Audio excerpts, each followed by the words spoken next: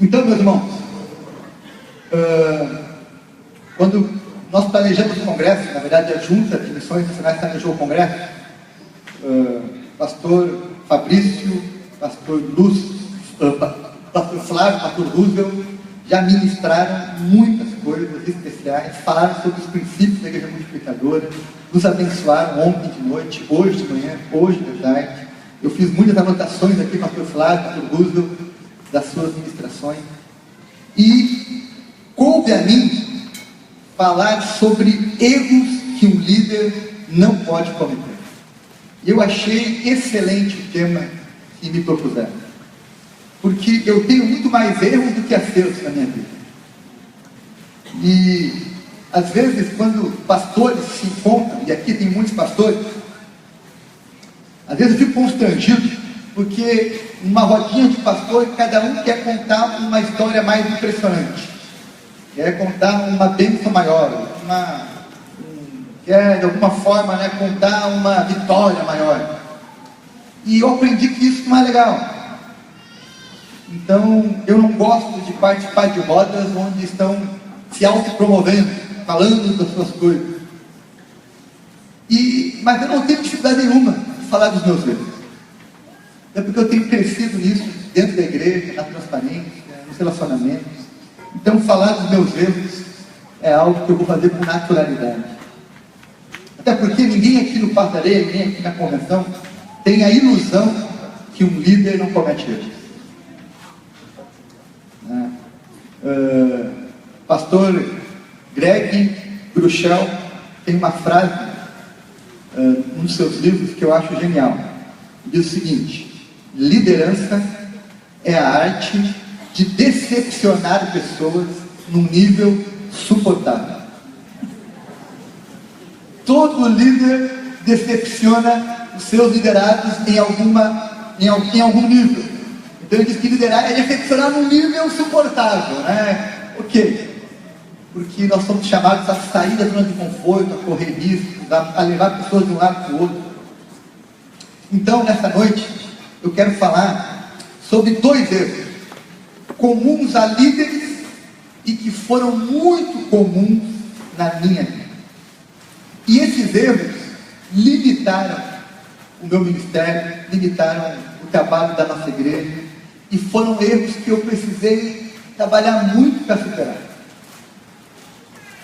E esses erros, eu estava meditando sobre eles são tão sérios e tão comuns, que Jesus resolveu contar uma parábola, falando desses 2 erros. Ele contou uma parábola para ensinar os seus discípulos que eles poderiam cometer aqueles erros e que eles tinham que estar atentos para não repetir e não cometer aqueles erros. Então eu quero convidar você a ler comigo a parábola dos talentos, em Mateus 25, 14 a 29. E aqui tem 2 erros que Jesus quis destacar nessa parábola.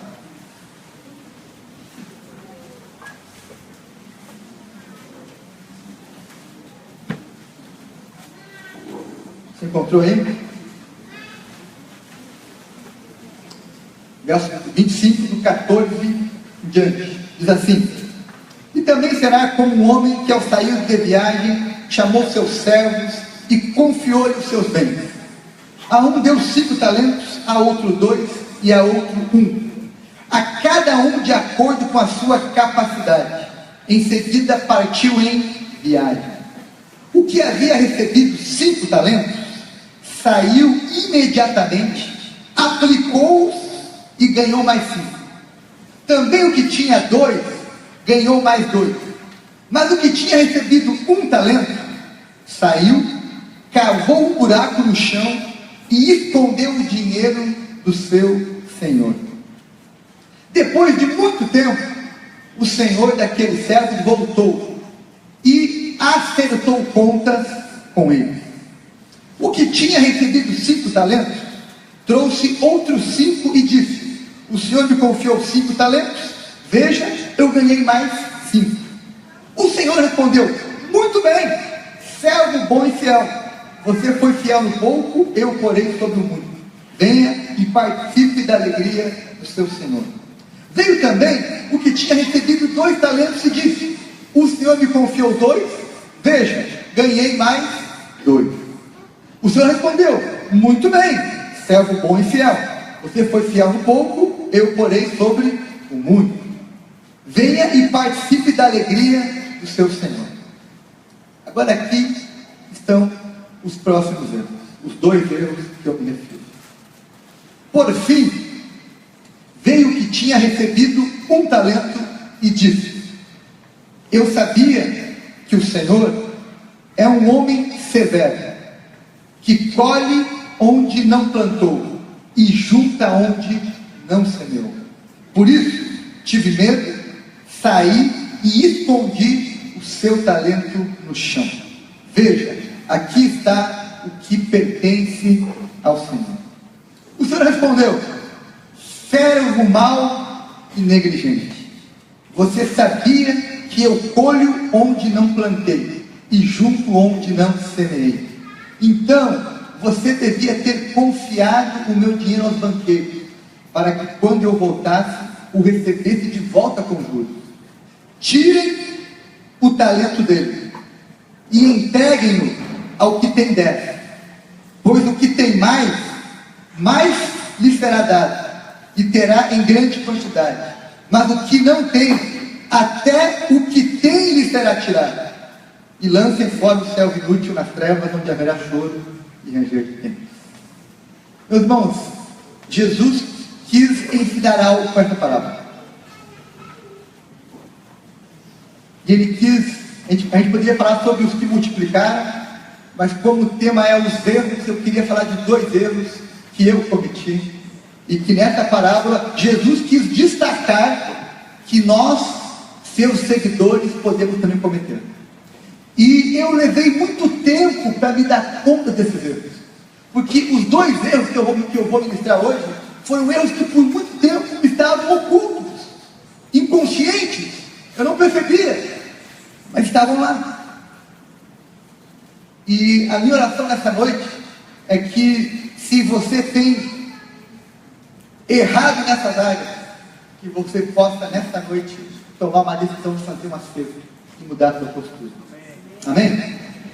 Primeiro erro que Jesus menciona nessa parábola: o erro de trabalhar para manutenção, trabalhar para manter o que tem. E meus irmãos, você e eu corremos esse risco de trabalhar muito para manter a estrutura que temos, gastar toda a nossa energia para manter aquilo que nós temos. Pastor Brito, quando esteve pregando aqui em Porto Alegre alguns anos atrás, ele pregou sobre 5 tipos de ministério. Eu anotei e não esqueci. Ele falou que existe o ministério de destruição, é aquele pastor que pega uma igreja legal, boa, e consegue em pouco tempo destruir a igreja, né? Então existem pastores, líderes que têm esse ministério, destruir o que por anos foi construído. Eu já vi isso aqui no estado, igrejas que estavam crescendo, indo bem, chegou lá um pastor, de uma hora para outra, em pouco tempo a igreja degringolou, e aquilo que era algo promissor tornou-se um pesadelo. Existem outros, as palavras do pastor Brito, que tem um ministério da diminuição, ou seja, recebe uma igreja de um porte e com o passar dos anos a igreja vai encolhendo. Ela não é destruída, ela não acaba, ela não fica mal, mas ela diminui de tamanho. Existem outros que recebem uma igreja. Pastor Valmir contou aqui no passado no Multiplica. Ele recebeu uma igreja com 200 membros lá em Belfort Roxo, passou vários anos, saiu e entregou a igreja com 200 membros. Olha, eu não perdi ninguém, né? Os que saíram eu repus, né? E entrego a igreja do mesmo tamanho que eu recebi. É o ministério de manutenção. Fica ali um bom tempo, tu mantém o que dá uma melhorada, dá uma perfumada aqui, perde uns, ganha outros, e no frigir dos ovos você deixou as coisas do mesmo nível. Teve aquele crescimento né, natural ali, espontâneo, quase mínimo, né? Cresceu só a taxa da inflação. Também existe, segundo o pastor Brito, o ministério de crescimento. Você pega uma igreja de um patamar, passou alguns anos, ela cresceu, avançou, ampliou seu ministério, sua influência e conseguiu crescer. E existem aquelas igrejas que têm um ministério de expansão. Esses são aqueles caras da prateleira de cima, né? Tipo Sidney Costa, tipo Carlito Paz, Pascoal Piragini, Paulo Mazzoni, enfim, e outros tantos que pegam ali uma igreja de 100, 200, e daqui a pouco tem lá 5 mil, 10 mil, 20 mil, e ninguém sabe como que eles chegaram até lá. Esses são os homens da prateleira de cima. Ok. E dentro desses 5 ministérios, eu fui percebendo algumas coisas nos últimos anos. Mas antes disso, eu quero dizer uma coisa que eu acredito. Eu acredito que a imensa maioria dos pastores, a imensa maioria deles, são homens bem intencionados, piedosos e que querem que a sua igreja cresça e seja relevante. A imensa maioria são homens assim. Eu já disse várias vezes que eu não falo mal de pastores, não gosto de falar mal de pastores, não gosto de ouvir histórias ruins, mesmo sabendo que tem muita gente que apronta e que desonra o Evangelho, porque as pessoas mais piedosas que eu conheço na terra são pastores. As pessoas que mais me inspiram, que eu conheço, são pastores. Agora, lógico, tem muitos maus exemplos, tem, mas as melhores pessoas que eu conheço, em termos de devoção, de piedade, de integridade, de serviço, são alguns pastores que eu tenho profundo respeito, profunda admiração e profundo zelo. Então, por amor aos bons exemplos, eu não fico falando dos maus e nem me alegrando dos maus exemplos. Então, por crer que os pastores são, na sua maioria, intencionados, ninguém vai trabalhar de forma consciente pela manutenção, ou pela destruição, ou pela diminuição. Ninguém faz isso consciente. Mas o problema é que nós podemos fazer isso inconsciente. E quando um pastor começa a trabalhar pela manutenção, sem se dar conta, ele está levando a igreja a diminuir. Agora, como é que eu descobri que eu estava fazendo manutenção? Eu vou te contar rapidinho. Primeiro, eu comecei a olhar minha agenda. Falava do pastor Flávio. Comecei a ver isso já há algum tempo atrás. E eu vi que eu gastava a imensa maioria da minha energia pensando para dentro da igreja.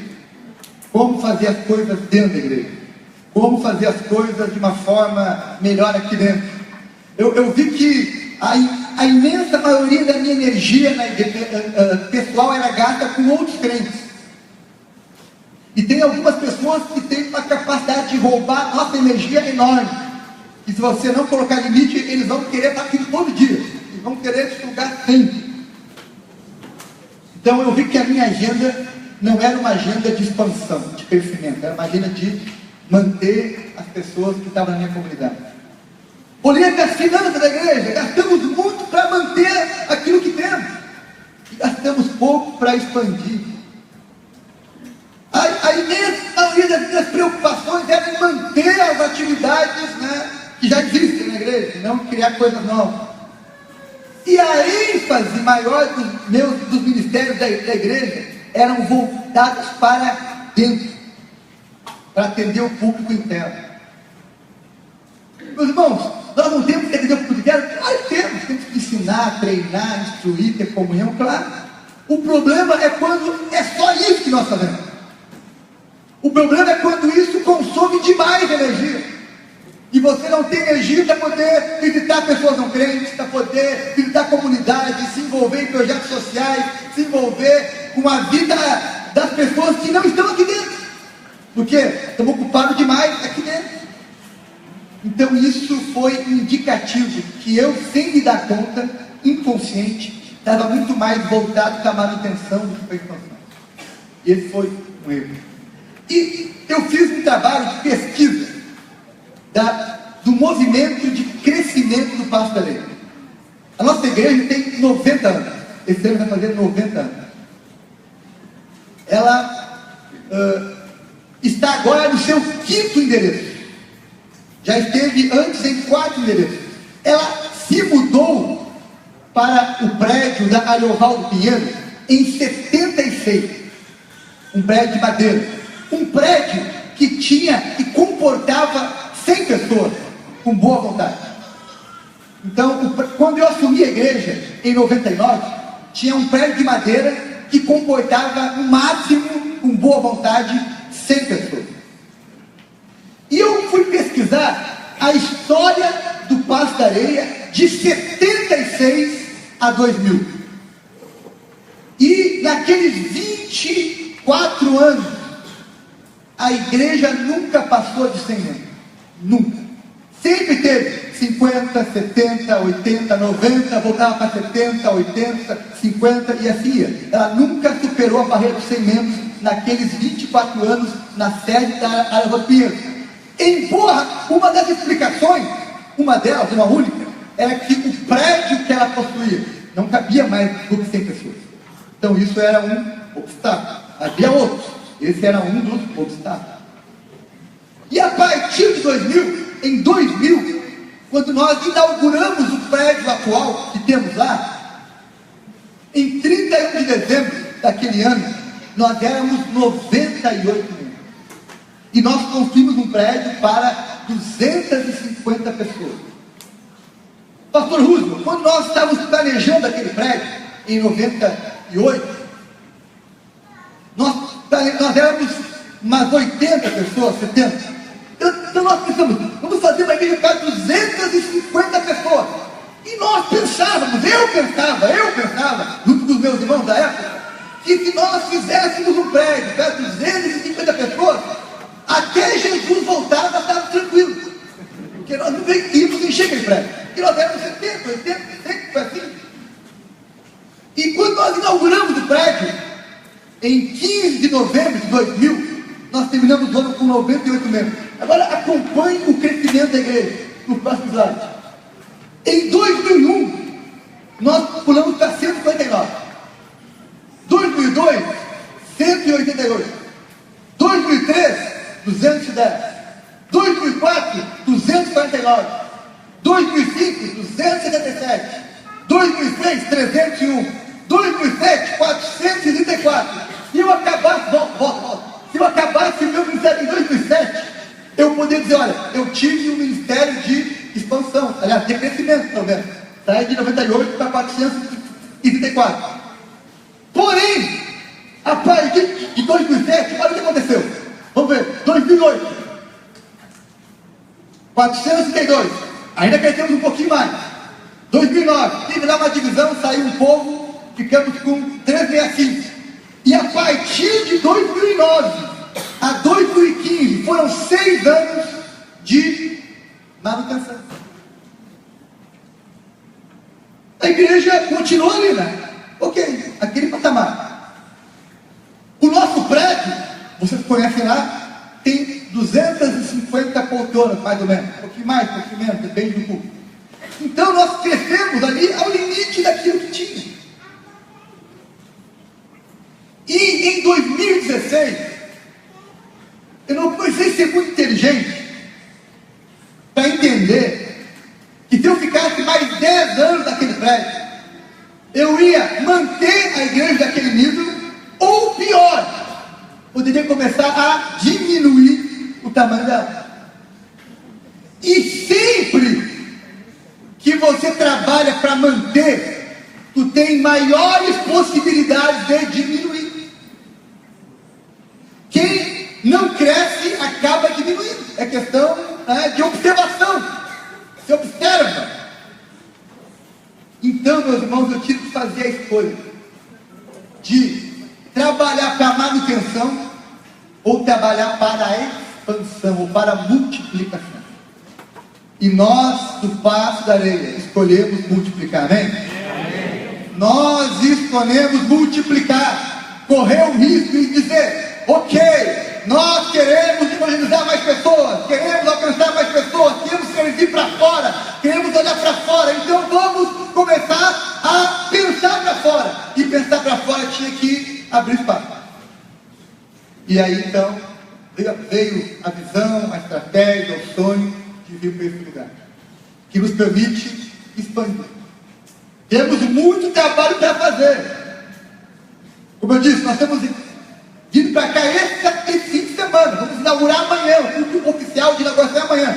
Então vamos ter aqui muito trabalho para consolidar o trabalho, para evangelizar a comunidade, se envolver com as pessoas, enfim, se ambientar aqui nesse lugar. Mas ok, temos visão de expansão, temos visão de crescimento, temos um passo nessa direção. Comunicamos para dentro e para fora que nós queremos expandir, queremos multiplicar.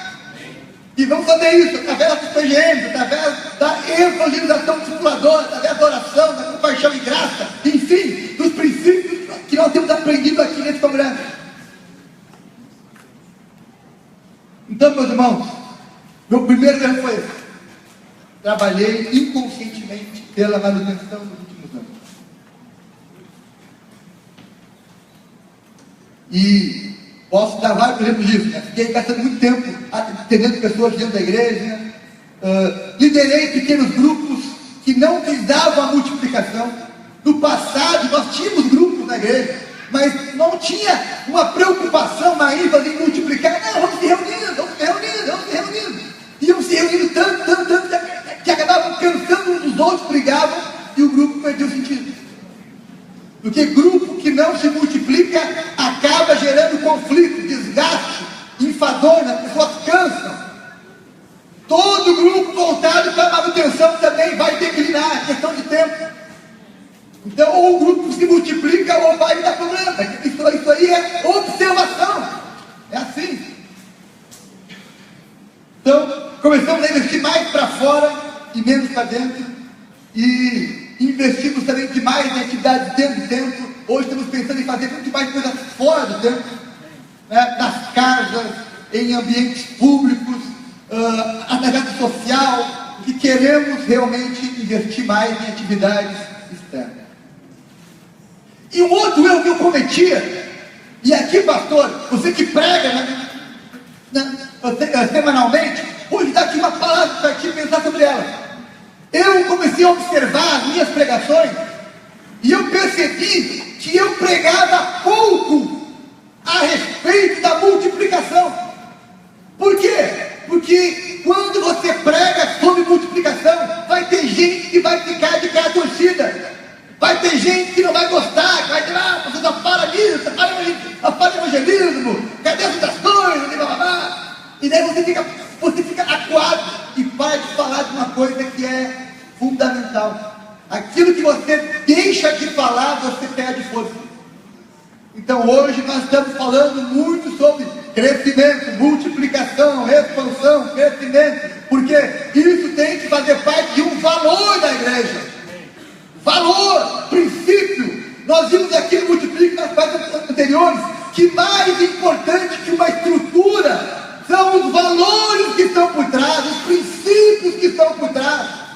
Então, para nós, hoje, multiplicar não é uma estrutura, não é uma estratégia, é um valor.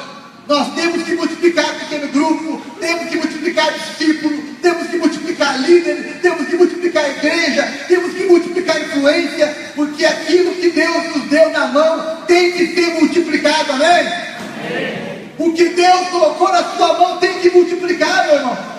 Não importa o que foi, se Deus te confiou algo, aquilo tem que se multiplicar.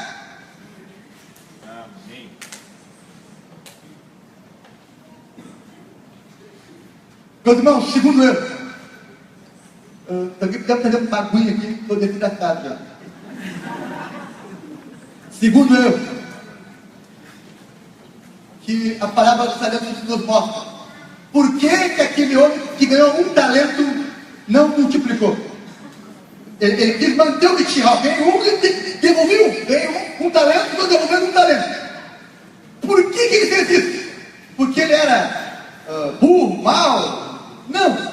Jesus quer dizer o seguinte: ele agiu assim porque ele tinha medo. Medo.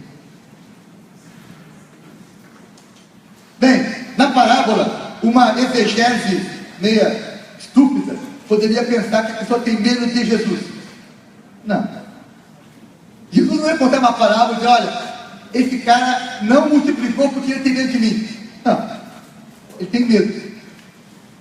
Mas medo do quê? Qual é o medo de um líder? Qual é o medo de um pastor? Meus irmãos, eu leio muito sobre liderança. E quando você lê sobre liderança, você ouve muito sobre visão, você lê muito sobre oração, você lê muito sobre gestão de pessoas, você lê muito sobre captação de recursos, você lê muito sobre estratégia, plano estratégicos, enfim.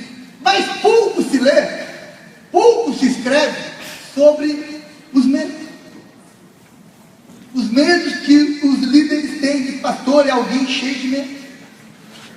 E Jesus, nessa parábola, ele quer nos dizer que o medo nos impede de multiplicar. O medo nos impede de multiplicar. Ah, mas daí os pastores gaúchos aqui vão dizer, Cabral, o que é isso, cara? Gaúcho não tem medo. Gaúcho é bom de briga. Gaúcho enfrenta sozinho todo mundo. E nós gostamos de brigar, enfim. Naquela. Meus irmãos, eu precisei vencer alguns medos. E eu estou falando de mim, tá? Não de você, de mim. Mas considera a possibilidade de você também ter esse medo.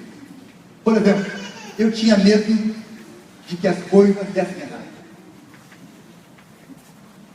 Como é que eu vou sair de um prédio próprio para um prédio alugado? Se der errado. Que doideira é essa? O que eu vou dizer se der errado? Para a minha igreja, para os meus pastores, para os meus filhos, para a minha convenção, para os meus líderes da igreja, o que eu vou dizer? O medo de dar errado. E por causa do medo de dar errado, você acaba não fazendo nada. Fica pensando, mas se der errado, se isso não der certo.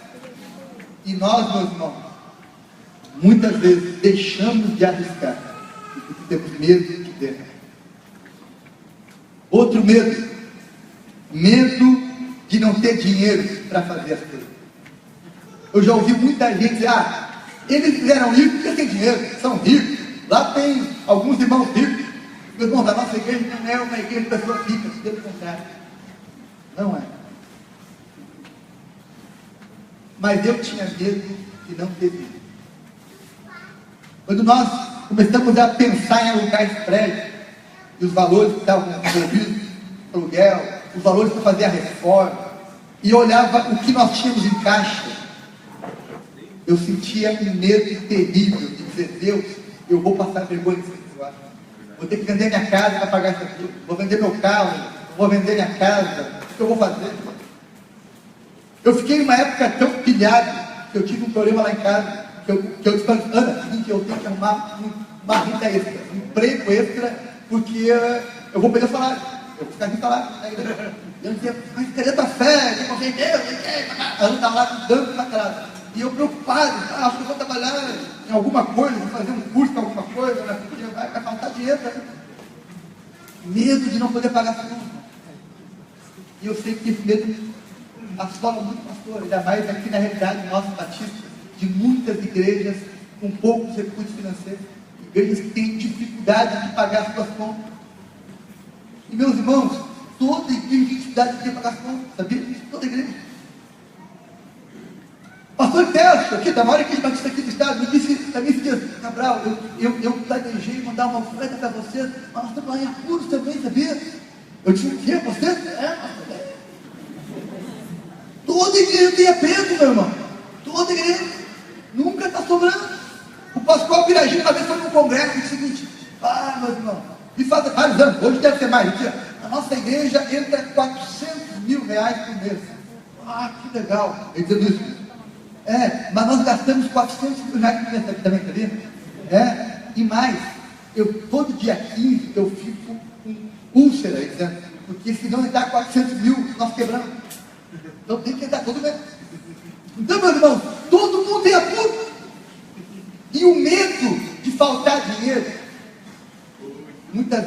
impede de fazer as coisas. Eu tinha esse medo. Luto contra esse medo, constantemente. Outro medo, de ser incompreendido. As pessoas não comprarem a visão, não te apoiarem, ficarem contra, se oporem, falarem mal de você, te atacarem, enfim. O medo da incompreensão. Que muitos pastores aqui, eu imagino, já estão marcados pelas incompreensões que já tiveram ao longo dos anos em diferentes realidades. Ele tem um medo que acompanha muitos livros. Medo de perder o ministério, ser demitido, dizer, olha, tu foi para cá, está tudo errado, vai embora, some daqui. Verdade. Tem duas formas do pastor ser demitido, sabia disso? Duas formas. Uma forma, quando a igreja se reúne na Assembleia e demite o pastor na Assembleia. Essa é uma forma. Mas tem uma outra forma mais velada. E quando as pessoas saem da igreja sozinhas assim, de cantinho, e vão embora. Elas estão te demitindo da sua vida. Então, medo de ser demitido. Porque saíram de cantinho ou porque se enfuaram. E um outro medo, também muito comum, de dizer, Deus, eu não sou esse cara. Eu não sou capaz de fazer. Eu sou um pastor diferente. Meus irmãos, várias vezes eu dizia, Deus, será que eu sou esse cara? Será que eu posso fazer secretário? Será que eu ouvi certo? Será que eu consigo? Será que eu posso? Será que eu não estou tendo um surto? Medo de não ser capaz. Meus irmãos, eu precisei vencer esse medo. Eu precisei dizer, Deus, eu não posso, mas tu podes. Deus, eu não tenho, mas tu tens. Deus, eu não sei, mas tu sabes. Eu precisei dizer isso várias vezes. E meus irmãos, nos dias de aflição, entre decidir, vem para cá, não vem, vamos, não vamos, eu ouvia a voz do Espírito Santo me dizendo várias vezes, filho, seja forte. Filho, eu te trouxe até aqui, eu te preparei para esse momento. Seja forte, vá em frente, mate. E nós, meus irmãos, e eu queria que você olhasse para a sua história. E talvez você chegou até onde você chegou, porque Deus foi te forjando, te preparando para esse novo momento. Porque quando Deus quer preparar alguém, Ele começa lá atrás, nos fracassos, nas mudanças, Ele vai forjando alguém para no momento certo fazer uma mudança. Quando eu olho para a vida de Jesus, Jesus viveu 33 anos. O seu ministério foi de 3 anos. 3 anos. Olha só, 90% do tempo de Jesus, da sua vida, 90% da vida de Jesus foi uma vida de silêncio. Uma vida onde ele não tinha nenhum ministério público. Estava lá na surdina, escondido. Mas em 3 anos, ele mudou o mundo. Em 3 anos, ele dividiu a história. Ele ficou 30 anos esperando para, em 3 anos, fazer tudo o que ele fez. E sabe o que isso me comunica? Que Deus pode levar muitos anos se preparando para que em 3 anos, tu mude a tua história. Amém. Tu mude a história de uma cidade, de uma igreja, de um bairro, de uma comunidade. Porque quando Deus quer te usar, Ele precisa de pouco tempo. Ele leva anos te preparando, anos te forjando, anos te lapidando, anos te levantando. Daqui de uma hora para outra Ele te usa de um modo extraordinário. Mas para isso, você tem que vencer o seu medo. O medo da falta de dinheiro, o medo da incompreensão, o medo de perder pessoas, o medo de perder o ministério, o medo de fracassar. Tem que vencer esses medos. Eu aprendi com Max Lucado que o medo é a fé na pessoa errada. Medo é confiar na pessoa errada. E meus irmãos, o medo conduz para a incredulidade.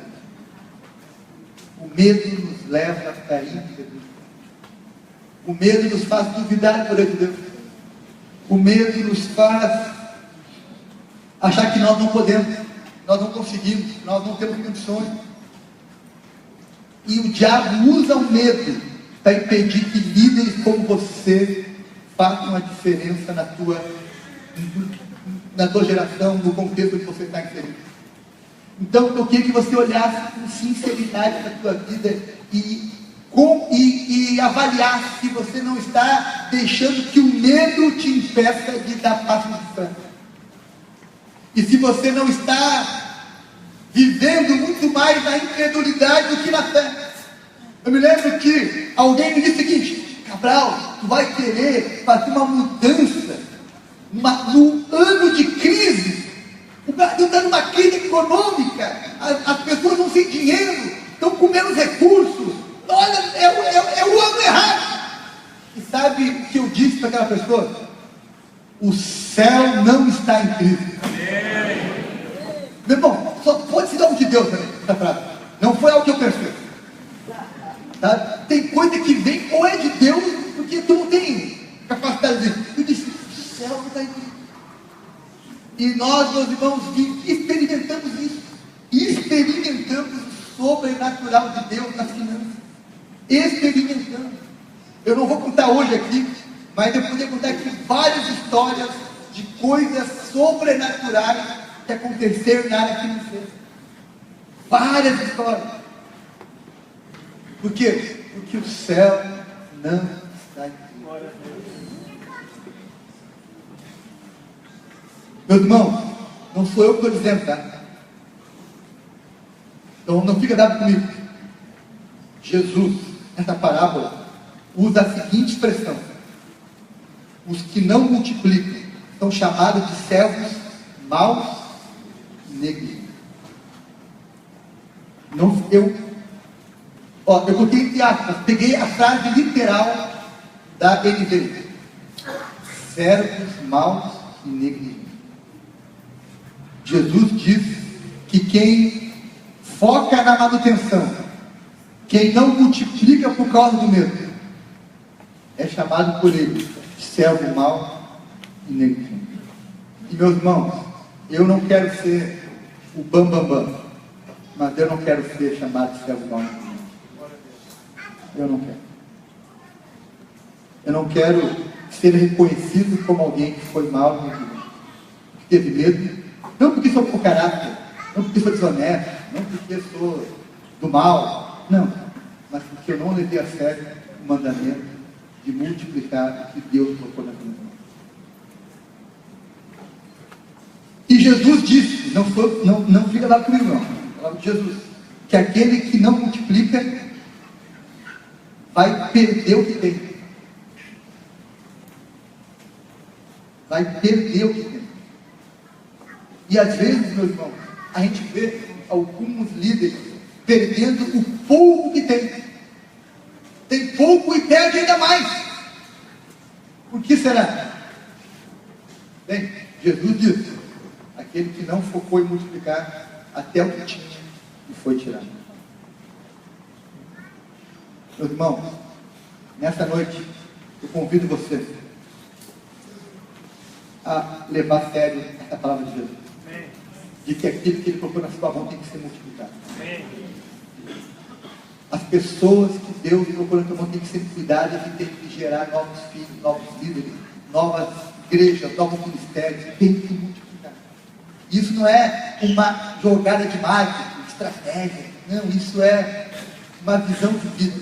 O que Deus coloca na minha mão, eu preciso ser responsável. Tem que multiplicar, tem que crescer, tem que desenvolver. Esse ano, eu fui muito impactado também pelo Santos. Uma conferência de líderes que a Willow Creek promove e realiza pelo Brasil inteiro. Teve esse ano lá no Passareia. E um dos palestrantes é um empresário, Jossi Chaco. Ele disse uma frase, duas frases que eu guardei. Uma delas foi a seguinte: ele é um empresário. É o seguinte: aquilo que o mundo corporativo enaltece, e chama de risco, né, do negócio. No reino de Deus se chama fé. Todo negócio tem um risco. Bem, no reino de Deus, todo passo exige fé. Se você está envolvido com projetos que não exijam fé, não exijam riscos, esse projeto, provavelmente Deus não está envolvido nele.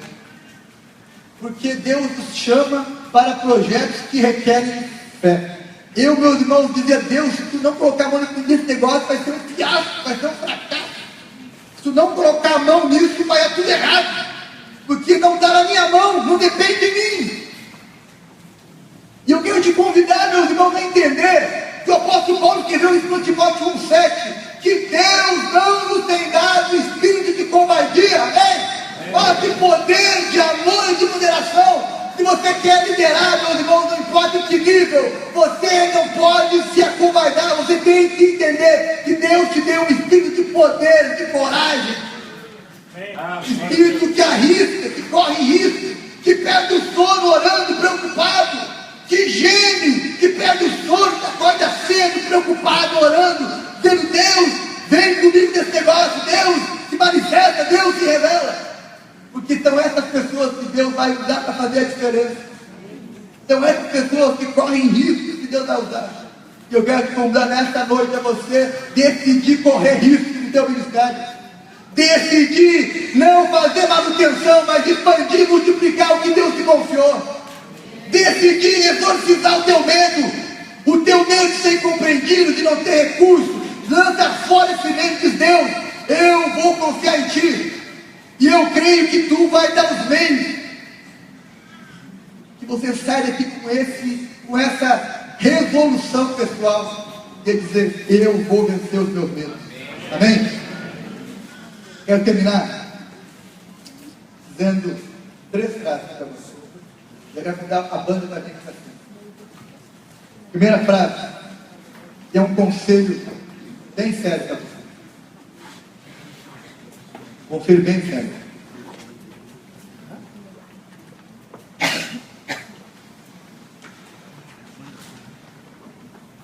Comece seus projetos pelo fim, pois o fim de tudo é a glória de Deus. Amém?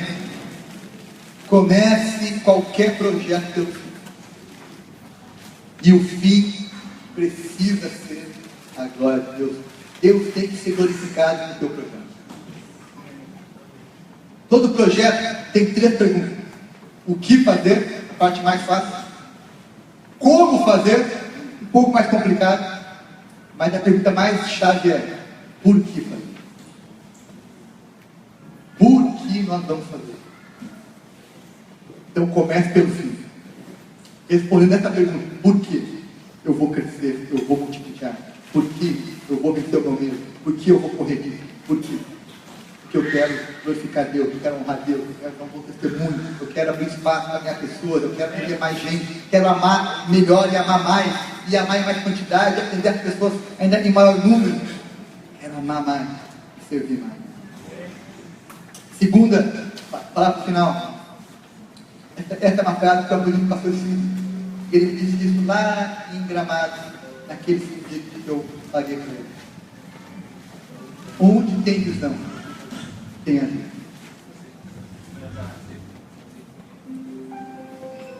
Onde tem visão, tem ajuda.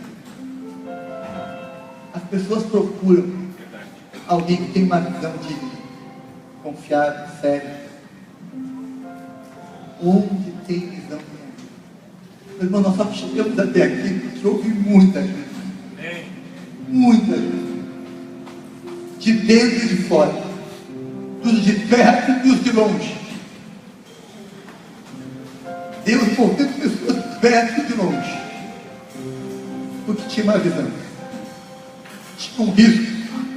Tinha gemido. Sabe o que é oração? Um gemido inexprimível. É quando tu vai orar, tu não sabe nem o que dizer a Deus. Deus, Deus, Deus.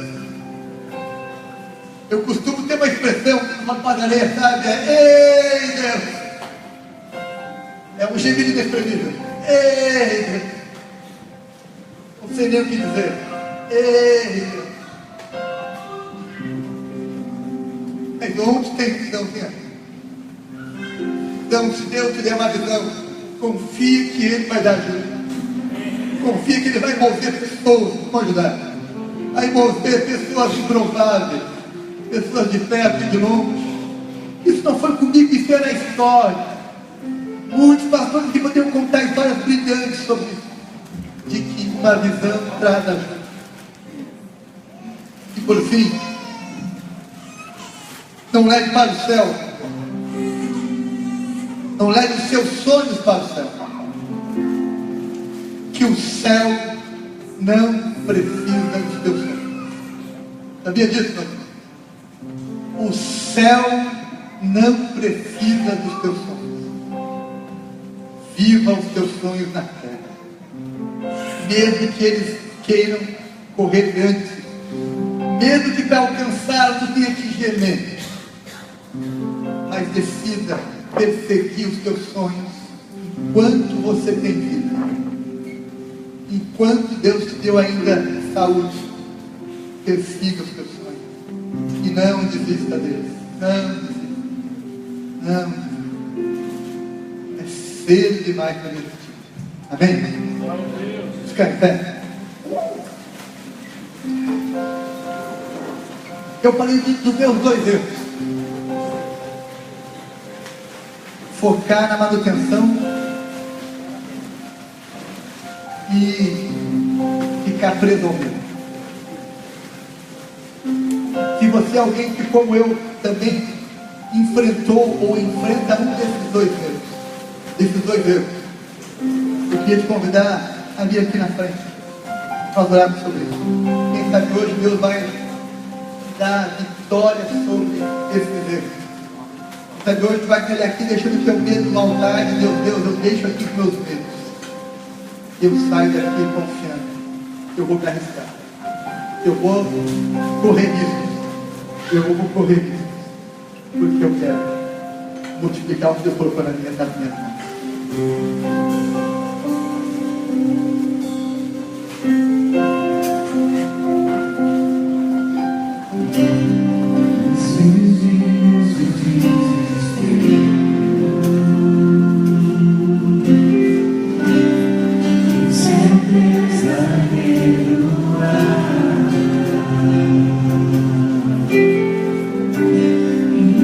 Salvação eu creio.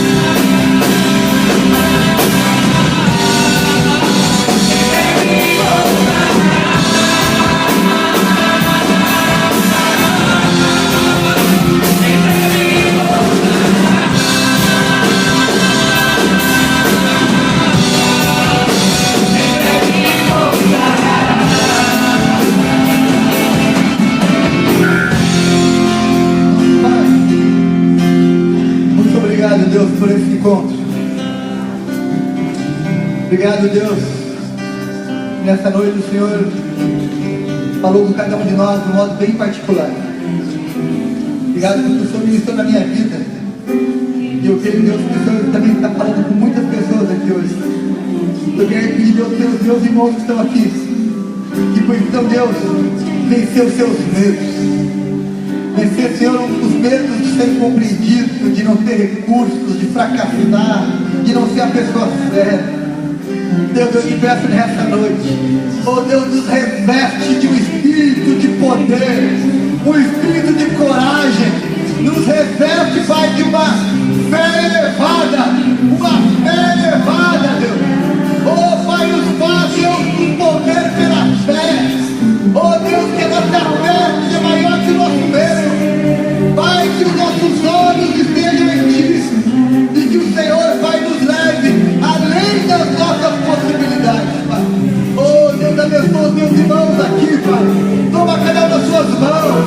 Oh Deus, fortalece cada um deles. Pai, que eles multipliquem, que eles prosperem, que aquilo que está em Suas mãos se multiplique mais e mais para a Tua glória, em nome de Jesus. Em nome de